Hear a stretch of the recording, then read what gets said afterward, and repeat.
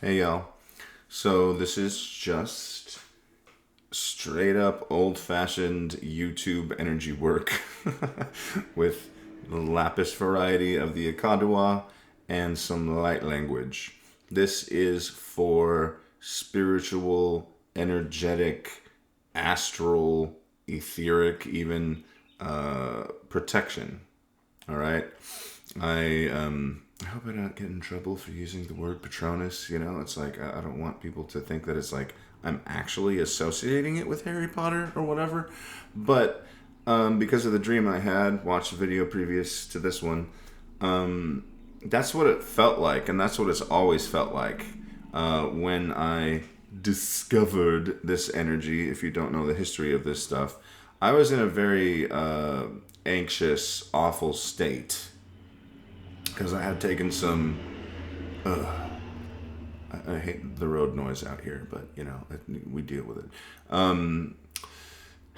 I was in an altered state because I had taken some drugs and not good ones. This is years ago, when I was really struggling with that kind of stuff. And I had to go to work in the middle of a courtroom. And I'm sitting there with all these judges and lawyers, and I'm like cracked out on Adderall.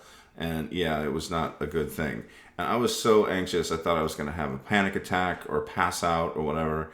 And I just went highest to Kadua. Like, give me the highest energy possible in the construct of the Akadua, which the different varieties of it. The normal ones are obsidian and lunar and volcanic and solar and oceanic and atmospheric and the unnamed, or which sometimes I might call cosmic. And then it was just like literally a shield just went all around me, and books fell off the shelf at that exact moment. Or actually, it was a desk where the lawyers were, like, and fell off. And then I did it again, and something else happened. Like, something else fell down, or a shelf cracked. It was really weird.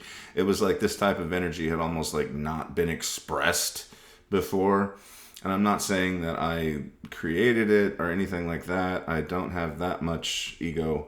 I know that it's always been there within the Akadwa. It's been a part of the Akadwa, and I do think that the different varieties of the Akadwa are just different expressions of the same core energy. But I had never expressed it before, and so it was new to my field, I believe. And I had another friend experience it. She's like, it feels like Lapis. It feels exactly like Lapis energy. Lapis lazuli is also, I think, the outer rim of the throne of God, according to the Bible. And so to me, that was perfect. It's like it's the outermost, shell, the energy all the way out there. It also equates to the luminous energy field, or the luminous egg, as it's called in other traditions. Which, if you don't know, the luminous energy field connects very strongly to the soul star chakra.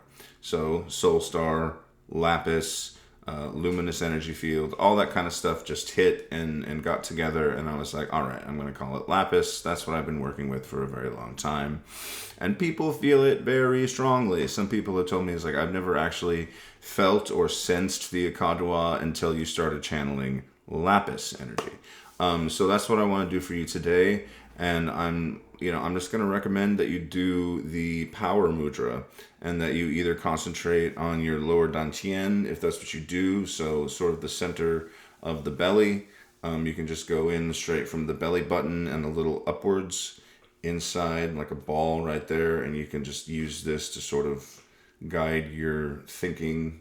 You don't really have to think about it, just feel about it. Or you can do it in the center of the heart if you want to. And just, you don't have to imagine anything. Try to feel it, try to sense it. Just try to casually feel the energy welling up within you and radiating out in a sphere. All right? And again, you don't have to visualize, you don't have to imagine, just know it. All right? I'm much more interested in getting people to know that something is happening using your will, using your power, your intention, your ability, your mental gymnastics, if that's what you want to call them, to cause things to happen. that's magic. That's mental magic. Making things happen for real in the world using your will, right? Okay, so this is the mudra that I want you to use, and use your will. Just know that you are absorbing but also radiating this energy as I'm taking care of the rest, basically. And the light language that is going to come through, I don't know if it's going to start at the beginning or if it's going to start towards the middle or at the very end or whatever. I will change my hand positions as I'm doing this. The light language that is coming through is from my highest self. I'm not really into channeling it from specific beings anymore.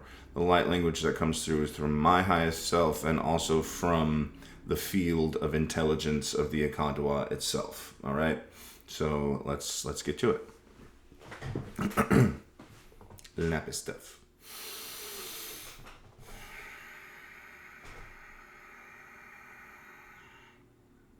Breathe low and slow, and know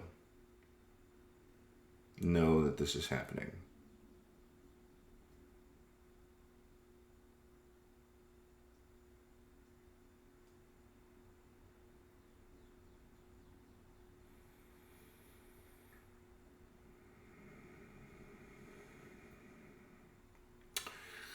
Also, if you want to put on your own music in the background, I can't because of copyright purposes, but also I know and I am aware of the fact that there is a lot of road noise outside.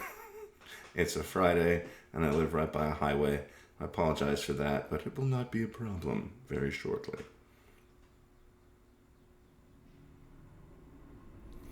And again, I said this is for spiritual protection. This is for energetic protection. That means all of the little things that want to get attached to you, all the little things that might be attached to you, will start to disconnect. They cannot exist with this energy. It's just too much, It's too refined. It's too powerful. I don't know if that's the right term because it's not very active necessarily. It's like, what's the word? It's like bulletproof glass. Think of it like that.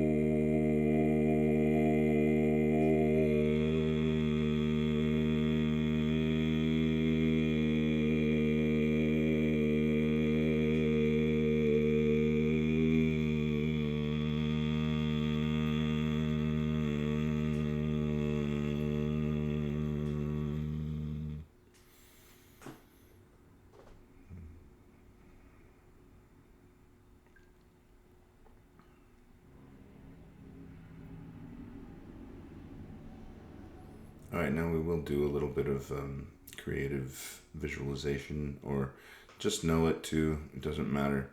Go up in your mind, in your imagination, to the soul star chakra, which is, 8 to 12 inches above the crown of the head, probably depending on how tall you are. And just imagine Lapis energy coming from that in a shell all the way around your auric field. So it's going to encompass you in a huge egg and connect all the way down to the Earth Star chakra, which is below the feet, probably 8 to 12 inches or so. Okay, so go ahead and work with that. And I'll just keep sending you more of this Lapis energy and connecting those 2 points. It also does, at least in my experience, seem to connect somewhat when you're working with the luminous egg or the luminous energy field to the solar plexus. And so if you just want to concentrate there and just think this is happening, the thing that Sadhaka said is happening, as in luminous energy field coming from the soul star chakra, blah, blah, blah, blah, blah, and all those things. You don't have to spell it out in words, just to know that it is a thing and know that it is happening. That is so much more intelligent, so much more, it's like claircognizance. It's just, the thing. You don't have to describe it in words. You know the mantra. You don't have to say it. You know the spell. You don't have to say it, etc., etc., etc. All right, so luminous egg, Lapis, go.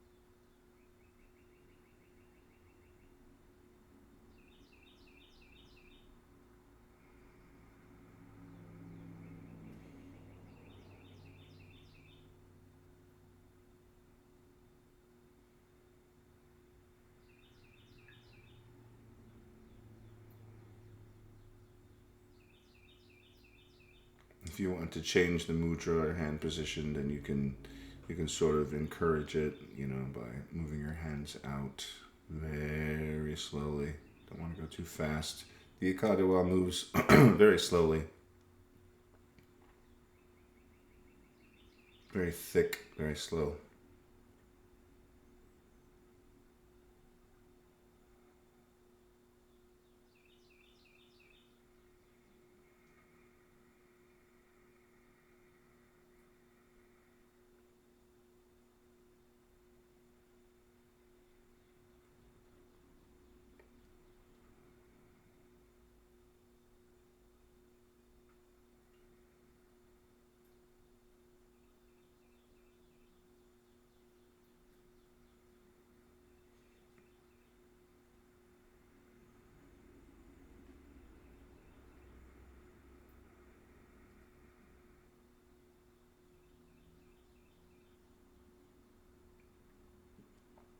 Okay.